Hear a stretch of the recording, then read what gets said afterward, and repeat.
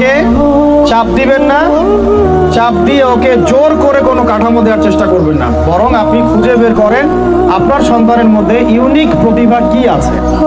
এই মেয়েটার মধ্যে হয়তো একটা প্রতিভা আছে যেটা আমার মেয়ের মধ্যে নাই, এর মধ্যে একটা প্রতিভা আছে ইউনিক যেটা ওর মধ্যে নাই, ওই ছেলেটার মধ্যে একটা প্রতিভা আছে যেটা আবার এই মেয়ের মধ্যে নাই। আপনি কখনো কারোর সাথে কারো তুলনা করবেন না। তুমি মারিয়ামের মতো ফার্স্ট হতে পারো নাই কেন, তুমি ওই সুমাইয়ার মতো সেকেন্ড কেন হলো না, তুমি ওই আব্দুল্লাহর মতো কেন ফার্স্ট হলো না, কখনো এরকম তুলনা করবেন না। এগুলো করলে ছেলেরা ভিতর থেকে, মেয়েরা ভিতর থেকে ডিপ্রেসড হয়ে যায়, আত্মবিশ্বাস হারায় ফেলে, ওরা মানে মনে করে হয়তো আমার দ্বারা কিছু হবে না।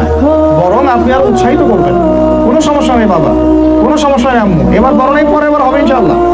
বরং তাদেরকে সময় দিবেন, খুঁজে বের করবেন যে কোন প্রতিভা আপনার মেয়ের মধ্যে, আপনার ছেলের মধ্যে আছে। কেউ দেখবেন খুব ভালো লিখতে পারে, কেউ ভালো আবৃত্তি করতে পারে, কেউ ভালো নেতৃত্ব দিতে পারে, কেউ ভালো দেখবেন যে মাশাআল্লাহ মুখস্থ করতে পারে। প্রতিভা বিচক্ষণতার সাথে ফাইন্ড আউট করতে হবে। এটা আমার কাজ বাবা হিসেবে, আপনার কাজ মা হিসেবে।